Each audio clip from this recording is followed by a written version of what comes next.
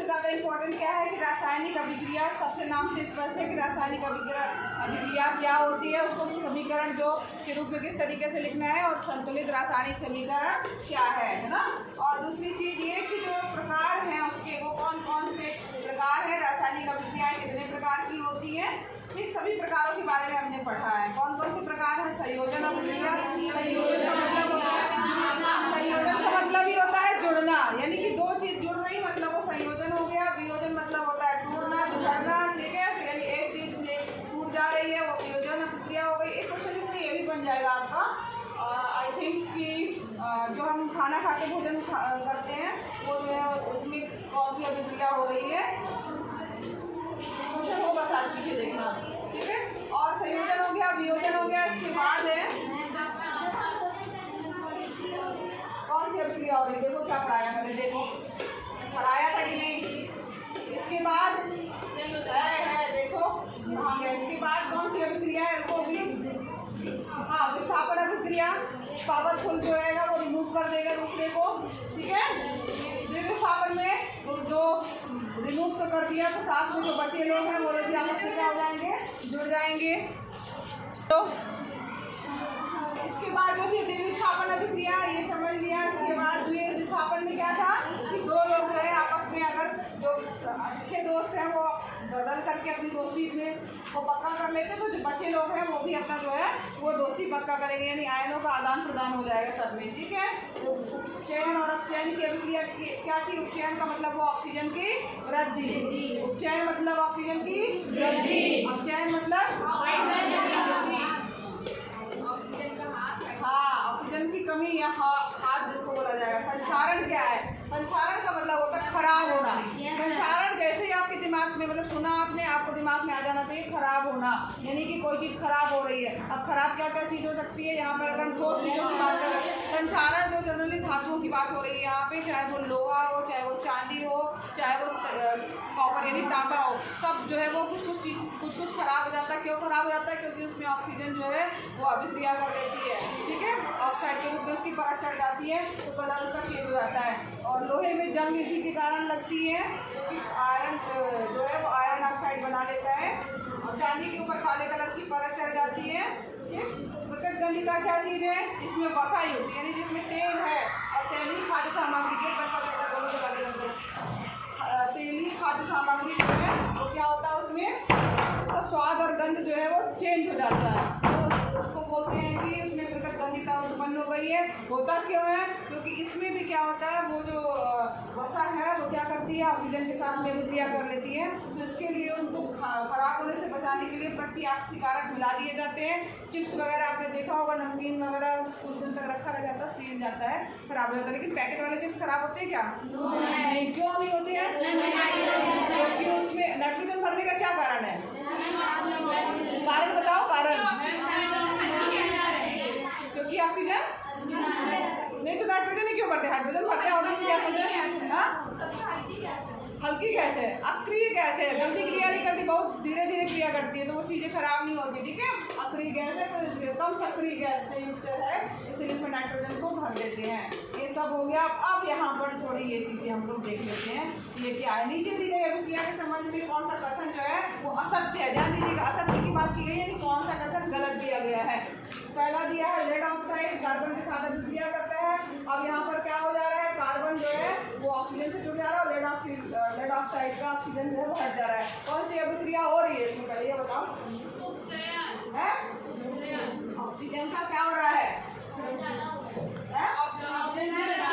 रहा है। दोनों हो रही है इसमें, चयन और अपचयन दोनों अभिक्रिया हो रही है। अगर लेड की बात करें तो इसमें से ऑक्सीजन हट रहा है, कि ऑक्सीजन की कमी हो रही है, यानी कौन सी अभिक्रिया हो रही है? यानी लेड का क्या हो जा रहा है? नहीं, लेड का लेड ऑक्साइड का हो रहा है ना, लेड का नहीं हो रहा है, लेड ऑक्साइड का क्या हो रहा है? अपचयन, यानी कि कथन क्या हमारा सही दिख रहा है। दूसरा चीज क्या दिख रहा है? कार्बन में ऑक्सीजन जुड़ जा रही है, इसका मतलब कार्बन का क्या हो रहा है? कार्बन का अपचयन हो रहा है। यानी ये दो कथन सही है, लेकिन प्रश्न ये नहीं पूछा ये कथन सही क्या है। देखो यहीं पे थोड़ा सा बच्चे धोखा खा जाते हैं, कौन सा कथन गलत है, ठीक है, गलत पूछा है, सही नहीं पूछा है। इसका मतलब है कि हमारे ये दोनों कथन क्या हो रहे हैं? गलत हो रहे हैं, यानी ए और बी जो है वो गलत है, यानी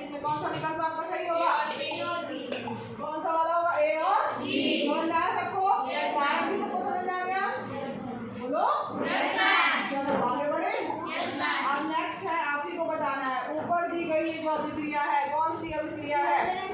हाँ, इसमें हो क्या रहा है? देखो पावरफुल व्यक्ति जो है, इससे बोला वियोजन अभिक्रिया। वियोजन है क्या?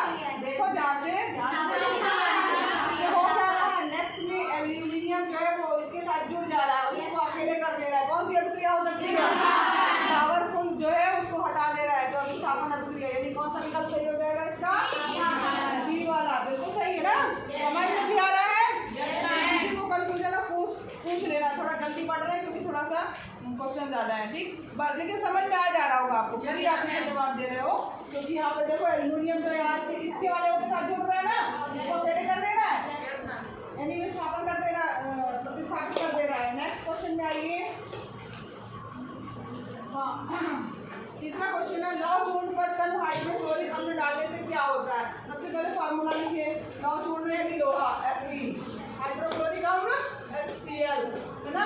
अब Fe जो है HCl के साथ अभिक्रिया करेगा तो FeCl2 और हाइड्रोजन गैस निकलेगी, H2 गैस निकलेगी और क्या हो जाएगा? FeCl2। ठीक है। अब यहाँ पर देखो ये संतुलित नहीं है, अभी इसको संतुलित करने के लिए क्या करना होगा? हाइड्रोजन दो है, हाँ, दो लगा देंगे तो हाइड्रोजन भी दो हो गए और क्लोरीन दो है, यहाँ पे दो हो गए, संतुलित हो गया। अब यहाँ पर लिखा है अब क्या होता है और ये बताइए आप। कौन सा सही होगा? पहला? पक्का? बहुत तेज गजब, यह तेज दिमाग चल रहा है, ऐसे चलाया करो। ठीक है, तो तुम लोग बोल रहे तो मान लेते हैं सही है। ठीक, नोट हो गया? समझ में आ गया? अभिक्रिया वो समीकरण लिख लेना। संतुलित रासायनिक समीकरण क्या है? समीकरण को संतुलित करना क्यों आवश्यक है ये आपको बताना है, बताया जा चुका है। क्वेश्चन नोट होना चाहिए ये। ठीक है, निम्न कथनों को रासायनिक समीकरण के रूप में परिवर्तित कर उन्हें संतुलित कीजिए। यानी कि आपको पहले तो समीकरण के रूप में लिखना है, दूसरी चीज क्या करना है? उसको संतुलित भी करना है। यहाँ पर जो है कोई कर सकता है क्या? पहला दिया है नाइट्रोजन गैस, हाइड्रोजन गैस से सहयोग करके अमोनिया बनाता है। सबका पता है हाइड्रोजन को किससे दिखाया जाता है? और नाइट्रोजन को N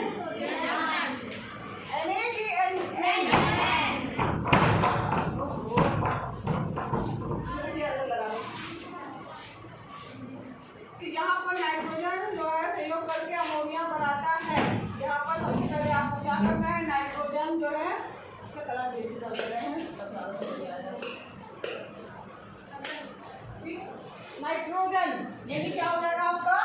N2, हाइड्रोजन H2 अभिक्रिया कर रहा है, नाइट्रोजन गैस लिख दीजिए। क्या बना रहा? अमोनिया का फार्मूला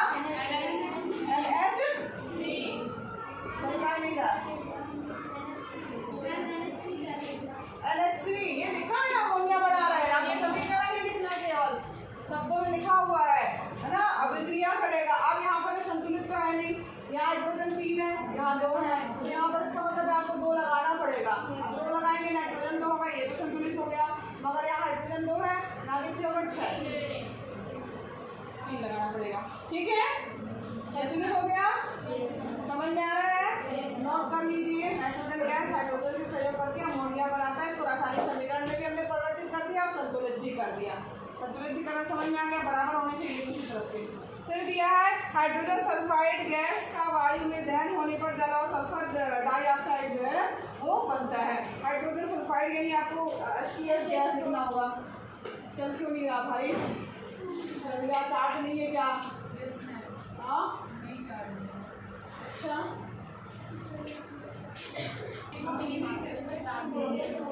यहाँ दिया है हाइड्रोजन कहाँ गया? बी वाला ना, हाइड्रोजन सल्फाइड गैस यानी H2S gas, hydrogen sulphide H2S gas है तो जी लिख दिया। वायु के साथ दहन यानी O2 के साथ दहन हो रहा है, जल और सल्फर डाइऑक्साइड बन रहा है। जल का formula H2O, sulphur dioxide SO2। संतुलित करिए, संतुलित करिए, क्या होगा? यहाँ पर देखो H2, हाँ H2 यहाँ पे सल्फर है, H2O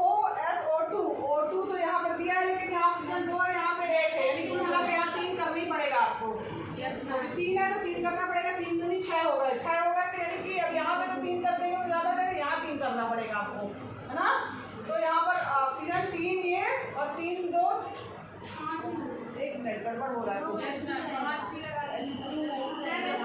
हाँ 2 आएगा।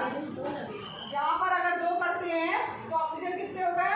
2, यानी 2 ये हो गए 4 हो गए। हाइड्रोजन 4, यहाँ पे 4 नहीं है, यहाँ पे 2, यहाँ 2 कर देंगे, ठीक है। अब यहाँ पर 2 कर दिया तो सल्फर भी 2 हो गया। यहाँ सल्फर को 2 करने के लिए यहाँ पे भी 2 करना पड़ेगा। हाँ ठीक है, सल्फर को 2 करने के लिए यहाँ 2 करेंगे। 2 दूनी 4 ऑक्सीजन हो गए और 4 और 2 6 ऑक्सीजन। 6 ऑक्सीजन यहाँ हो गए। हाइड्रोजन 2 दूनी 4, 4 हाइड्रोजन हो गया, सल्फर 2, सही है, ये होगा, ठीक है। नेक्स्ट है एल्यूमिनियम सल्फेट के साथ अभिक्रिया कर बेरियम क्लोराइड, एल्यूमिनियम क्लोराइड का बेरियम सल्फेट का अवशेष देता है। एल्यूमिनियम सल्फेट का Al2SO4 का होल प्राइस होगा। एल्यूमिनियम Al2SO4 का होल प्राइस, ठीक। एल्यूमिनियम सल्फेट के साथ अभिक्रिया कर बेरियम क्लोराइड, यानी बेरियम क्लोराइड अभिक्रिया कर रहा है, ठीक। एल्यूमिनियम क्लोराइड और बेरियम सल्फेट बनाता है। एल्यूमिनियम क्लोराइड AlCl3 और क्या बनाता है? बेरियम सल्फेट BaSO4 संतुलित करिए। यहाँ पर देखिए SO4 कितना है? 3 है, तो इसके आगे 3 पक्का लगेगा। 3 लग गया तो बेरियम कितना हो गया आपका? 3, तो बेरियम 3 हो गया। और यहाँ पर बेरियम 3 होगा तो यहाँ पर भी आपको 3 लगाना ही पड़ेगा। 3 यूनिट 6 क्लोराइड हो गए। यहाँ पर हाँ यहाँ पे 2 लगा देंगे तो यहाँ पर 6 क्लोराइड होगा। Al2 में हो गया, संतुलित हो गया, ठीक है। संतुलित करने में थोड़ा सा दिमाग लगाना पड़ेगा, बहुत कठिन नहीं है। हिट एंड ट्रायल मेथड करना है आपको। हाँ हो गया AlCl3 तो ठीक तो है। Al कैसे आया?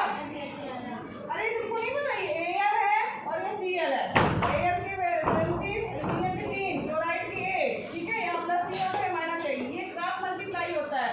जब भी बनेगा तो Al के साथ 1 आएगा, Cl के साथ 3 आएगा। Al के बगल में जो भी होगा उसके साथ 3 आएगा।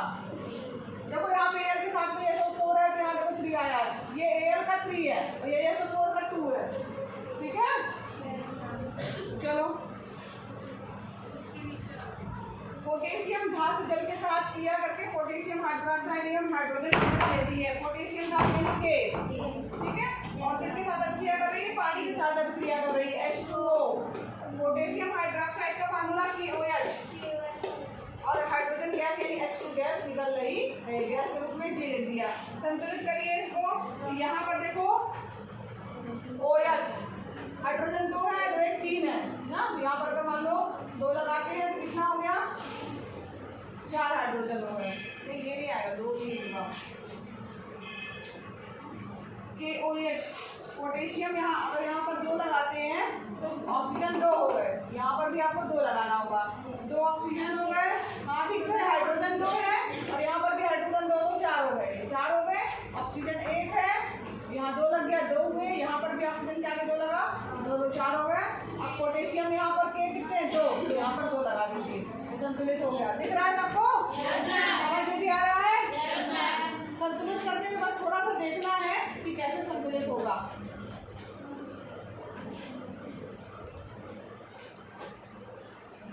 अब यहाँ लिखा है निम्न रासायनिक समीकरण को संतुलित कीजिए। ये आपको स्वयं संतुलित करके लाने हैं। अब इसमें केवल आपको अंक आगे पीछे लिख के बराबर करने हैं, ठीक है। ये पहले करके आइए, सब बताएंगे। इसको कर लीजिएगा, इसके आगे के क्वेश्चन भी करिएगा। हो सकेगा तो अगर हमें टाइम लगेगा तो हम इसको भेजेंगे भी आगे का क्वेश्चन आंसर, मगर इसको अपने आप करने की कोशिश कीजिएगा। हाँ सबको बता दिए। हाँ उसके नीचे भी क्वेश्चन है, कुछ करोगे भी अपने आप, होमवर्क भी है।